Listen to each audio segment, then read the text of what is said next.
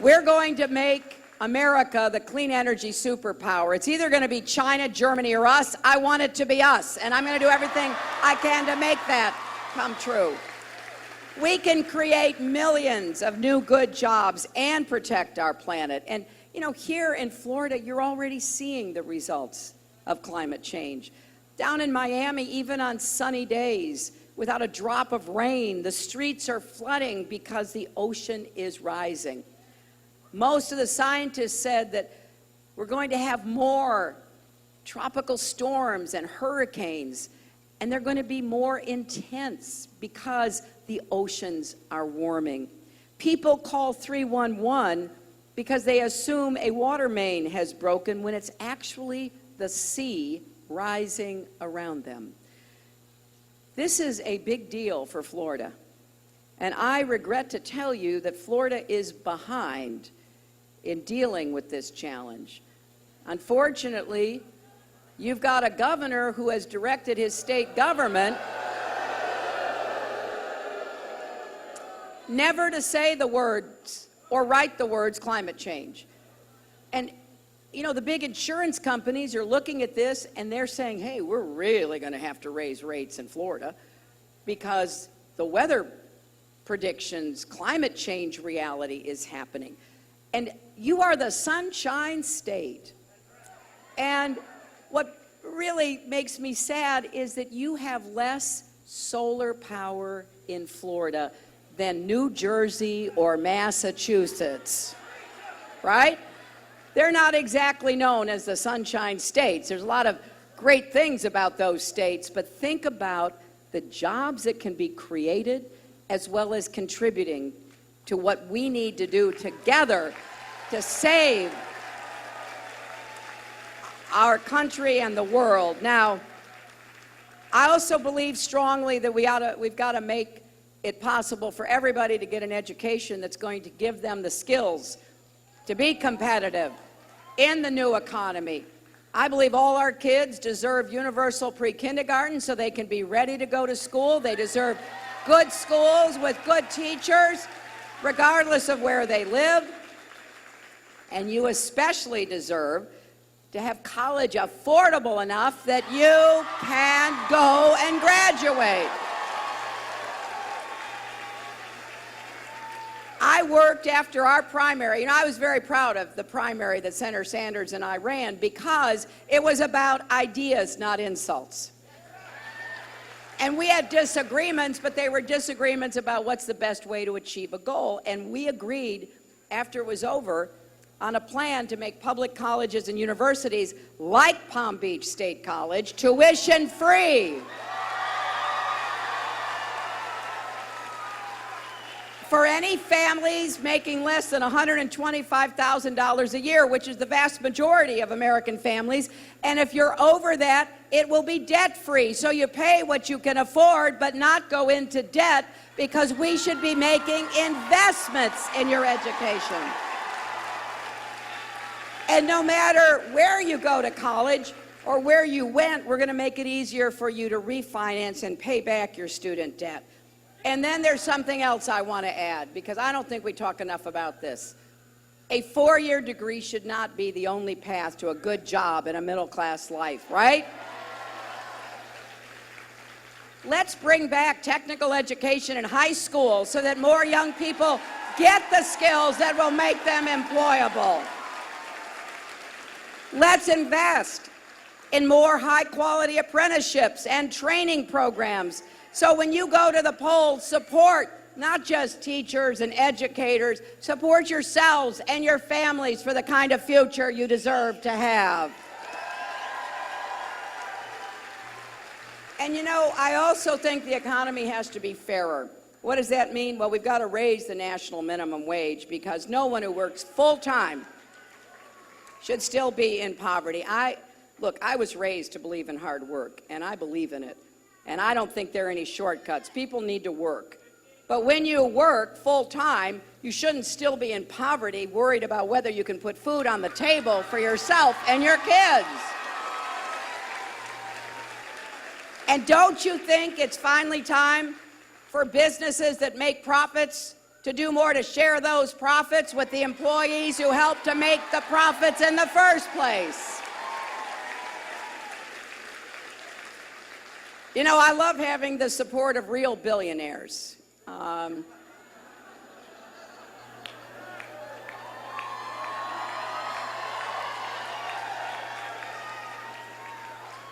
And they've been speaking out because, you know, Donald gives a bad name to billionaires.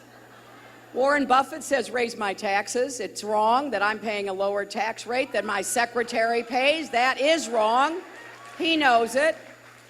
Mark Cuban says every time he sold a company, he has shared the profits with his employees, making 300 millionaires from security guards all the way up to executives. Mike Bloomberg says he knows a con artist when he sees one. So we can do better. We're going to raise taxes on the wealthy because they've gotten most of the gains from the economy. And I don't think it's right that Donald Trump, a guy who claims he's worth $10 billion, should have paid zero in federal income taxes for 20 years. He paid less taxes than probably everybody else here, everyone here, right? And at some point, you got to ask yourself, what is so smart, as he claimed to be, about losing $1 billion in a year? I don't think that's very smart.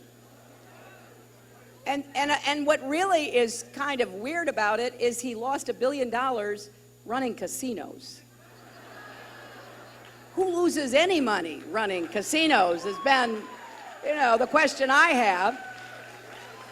So we're going to get the tax system working for everybody. And don't you think it is finally time to say absolutely no tax increases on the middle class, because you haven't had the benefits that you should have had with rising wages. And so I'm adopting the same policy that President Obama had, really the policy my husband started with. No one who makes $250,000 or less, you will not see your federal taxes raised, period. You know, I get always a little amused when I hear people talking the way that Donald talks about slashing taxes, trillions of dollars of taxes for the wealthy. That's the same old trickle-down economics. Only he, of course, wants it to be huger than anybody else's trickle-down economics. Huge. Well, the fact is it hasn't worked. It hasn't worked. We created more jobs when my husband was president, 23 million new jobs, and we've now created 15 million new jobs under Barack Obama. That is more than was created under trickle-down economics. So I feel strongly that we can't go backward, because we need to build the economy from the middle out and the bottom up, not the top down. Now, don't you think it's also time for women to get equal pay for the work we do? And you know, this is not a woman's issue alone. If you've got a mother or a wife or a daughter or a sister, you want her to have equal pay, don't you? I mean, otherwise your family is being cheated. And you know where else it hurts? If women are not paid equally, and we've got some great examples of that around the country, it hurts them when they go on Social Security. You know, Lily Ledbetter, the woman you may have heard of, who worked in a factory in Alabama, and she worked her way up until she was one of the managers on the floor. She was the only woman. She worked really hard, and then it was years later, she was like in a break room or somewhere, and she overheard a conversation about what some of her co-managers were going to be spending money on, and she was thinking, how can they afford that? And so she went and talked to them, and they told her how much money they made, and she was paid 40% less. So what did that mean to her? Well, it meant her husband, who also worked really hard, it meant that they were kind of cheated. And then her husband died. She's a widow. And now her Social Security is 40% less because she didn't put in enough to get the higher payments. So don't let anybody tell you this is a woman's issue. And when Donald Trump attacks me, says I'm playing the woman's card, you know what? If standing up for equal pay is playing the woman's card, then deal me in.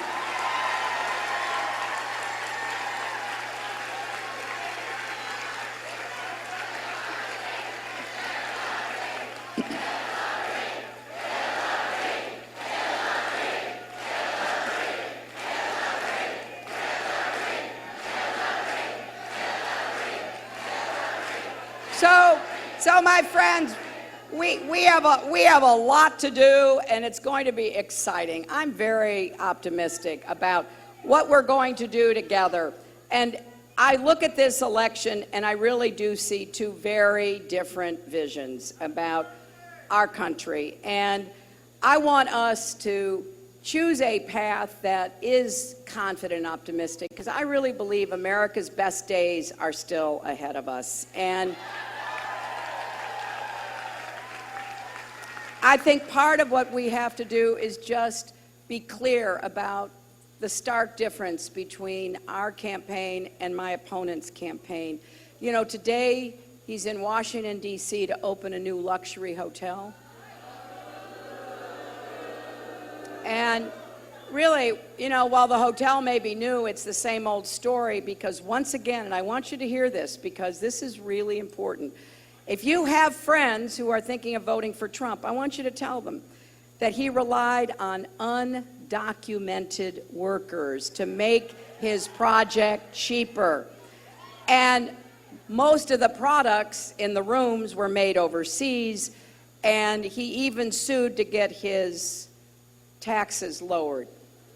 But we know he's used undocumented workers, and that's one of the things that he has run his campaign on, about deporting undocumented workers. Well, he's used undocumented workers. He's made his products in foreign countries. He's used Chinese steel instead of American steel. So, you know, you can talk a good game, but let's look at the facts. And the facts show he has stiffed American workers. He has stiffed American businesses.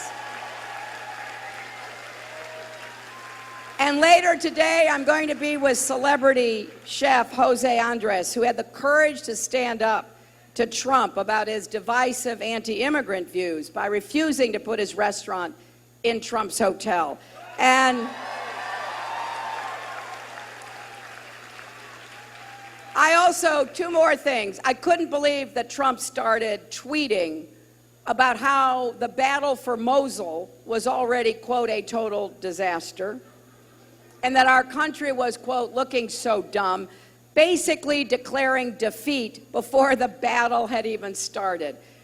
Honestly, this is someone who says he knows more about ISIS than our generals. He is not just wrong, he's dangerously wrong. And the message that is being sent to our American soldiers who are over there advising and helping this action to drive the terrorists out, imagine what they are hearing from someone who claims he wants to be the next commander-in-chief. Well, my friends, I have a different view, and I want your help. Our bottom line is we need to work for the next 13 days, and here in Florida, voting could not be easier. Please, you can go early vote through Sunday, November 6th. Go to any early voting site in your county. You can go between 7 a.m. and 7 p.m. to cast your ballot. In fact, you can go right after this rally to the Lantana Road Branch Library, just 3 miles away. And you can go to iwillvote.com to confirm your polling place. Make sure you have a plan to vote. Make sure you bring everybody to vote. Volunteer these last 2 weeks. Help us make calls and knock on doors. Go to HillaryClinton.com to sign up, or take out your phones and text JOIN to 47246.